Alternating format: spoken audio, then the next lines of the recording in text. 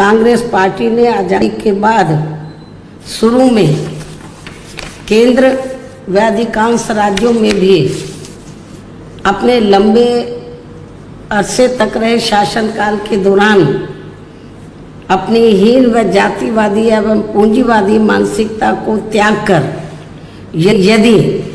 देश व आम जनहित में तथा कमजोर वर्गों के हितों में भी पूरी ईमानदारी से कार्य किया होता और विशेषकर कमजोर वर्गों के हित व कल्याण के मामले में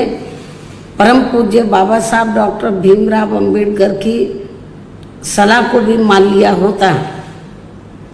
तो फिर ना तो बाबा साहब को अपने कानूनी मंत्री पद से उस समय इस्तीफा देना पड़ता तथा ना ही आगे चलकर कांग्रेस पार्टी को केंद्र व अधिकांश राज्यों की भी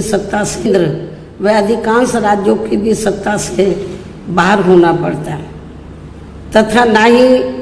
फिर कमजोर वर्गों के लोगों को मजबूरी में बीएसपी के नाम पर अपनी अलग से राजनीतिक पार्टी बनाने की जरूरत पड़ती। और अब ये कांग्रेस पार्टी अपनी जैसी जातिवादी व पूंजीवादी सोच रखने वाली पार्टियों के साथ गठबंधन करके फिर से केंद्र की सत्ता में आने के सपने देख रही है, तो वही सत्ताधारी बीजेपी पार्टी भी पुनः केंद्र की सत्ता में आने के लिए अपने एनडीए गठबंधन को हर मामले में मजबूत बनाने में लगी है। साथ ही फिर से सत्ता में आने का दावा भी ठोक रही है। ये कह रही है कि इस बार बीजेपी और उनका गठबंधन 300 से ज़्यादा सीटें लाएगा, इसका भी दावा ठोक रही है। जिनकी कथनी व करनी में कांग्रेस पार्टी की तरह ही कोई खास अंतर नजर नहीं आता है। कहने का तात्पर्य ये है कि अब ये दोनों बने गठबंधन यानी कि एनडीए व परिवर्तित किए गए यूपीए केंद्र की सत्ता में आने के लिए अपने अपने दावे ठोक रहे हैं, जबकि जनता को किए गए इनके वायदे व आश्वासन आदि सत्ता में बने रहने के दौरान अधिकांश खोखले ही साबित हुए हैं। वैसे भी कांग्रेस व बीजेपी एंड कंपनी के बने गठबंधन की अब तक रही सरकार की कार्यशैली यही बताती है कि इनकी नीति, नीयत व सोच सर्व समाज में से विशेषकर गरीबों, दलितों, आदिवासियों, पिछड़े वर्गों, मुस्लिम एवं अन्य धार्मिक अल्पसंख्यकों के प्रति लगभग एक जैसी ही रही है, क्योंकि इन्होंने सत्ता में रहकर शुरू से इन वर्गों के मामले में अधिकांश कागजी खाना पूर्ति ही की है तथा जमीनी हकीकत में इनके लिए कोई ठोस कार्य नहीं किए हैं। लेकिन जब ये लोग सत्ता से बाहर हो जाते हैं तो तब फिर वे अपने वोट की खातिर इनके हितों में काफ़ी लंबी चौड़ी बातें करते हैं। जैसे कांग्रेस पार्टी का गरीबी हटाओ का व बीजेपी का हर गरीब के खाते में 20 लाख रुपए पहुंचाने को लेकर कही गई ये बातें सत्ता में आने के बाद केवल हवाई व खोखली ही साबित होकर रह गई हैं, जिसकी खास वजह से ही बीएसपी ने सत्ताधारी गठबंधन व विपक्षी गठबंधन से ज़्यादातर अपनी दूरी ही बना के रखी है। ऐसी स्थिति में अब इन वर्गों के लोगों को यानी कि कमजोर वर्गों के लोगों को आपसी भाईचारे के आधार पर वे अपना अकेले ही मजबूत गठबंधन बना के या हर मामले में अपनी एकमात्र हितैषी रही पार्टी बीएसपी को ही मजबूती देनी है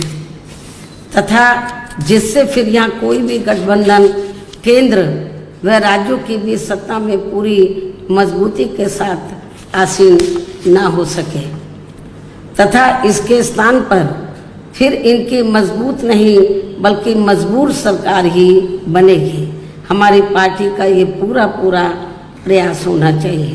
ताकि बीएसपी के सत्ता में ना आने की स्थिति में भी इन कमजोर वर्गों का यानी कि दबे कुचले लोगों का ये लोग ज़्यादा शोषण ना कर सकें। इतना ही नहीं बल्कि ऐसी स्थिति में बीएसपी को भी सत्ता में आसीन होने का मौका मिल सकता है। और जब तक हम लोग अकेले अपने बलबूते पर खड़े नहीं हो पाते हैं, इसलिए इन सब बातों को ध्यान में रखकर अब बीएसपी को लोकसभा चुनाव में व इससे पहले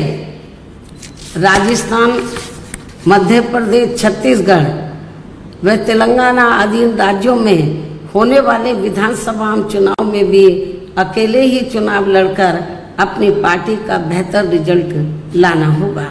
लेकिन बीएसपी पंजाब, हरियाणा आदि इन राज्यों में वहाँ की रीजनल पार्टियों के साथ मिलकर जरूर चुनाव लड़ सकती है, बशर्ते अब वर्तमान में उनका एनडीए व परिवर्तित किए गए यूपीए से भी कोई संबंध नहीं होना चाहिए। इसके साथ ही पार्टी के लोगों को हर स्तर पर सत्ताधारी गठबंधन व विपक्षी गठबंधन के सभी साम दाम दंड भेद आदि हथकंडों से भी जरूर सावधान रहना है। इसके अलावा यहाँ मैं ये भी कहना चाहूँगी कि देश में लगातार बढ़ रही कमर तोड़ महंगाई, अति गरीबी व बेरोजगारी आदि की इन गंभीर समस्याओं के प्रति केंद्र के उत्तरदायित्व को लेकर कल से शुरू हो रहे संसद के मानसून सत्र में जवाबदेही का लोगों को काफ़ी बेसब्री से इंतजार है। किंतु मणिपुर में जारी चिंतनीय हालात, हिंसा व सुरक्षा ही अब नया मुद्दा बन गया है। किंतु इन समस्याओं के प्रति भाजपा का रवैया अब तक व्यापक जनहित का कम तथा अपने राजनीतिक स्वार्थ का ज़्यादा देखने को मिल रहा है, जिस कारण देश से जुड़े इन मामलों का जटिल बने रहना अति दुखद है। जबकि देश की प्रगति लोगों की उन्नति में ही निहित है, जिस पर पूरा ध्यान केंद्रित करने की भी सख्त ज़रूरत है।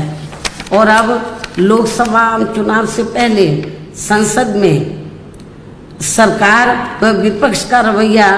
तकरार, आरोप प्रत्यारोप व जिम्मेदारी से भागने का नहीं, बल्कि इन ज्वलंत जन समस्याओं को दूर करने संबंधी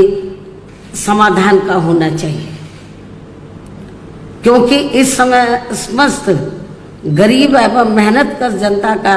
जीवन काफ़ी दुखी व त्रस्त है, जिनकी सही से चिंता करना सभी का दायित्व भी बनता है। अंत में अब मैं अपनी बात यहीं समाप्त करती हूँ। धन्यवाद। जय भीम व जय भारत।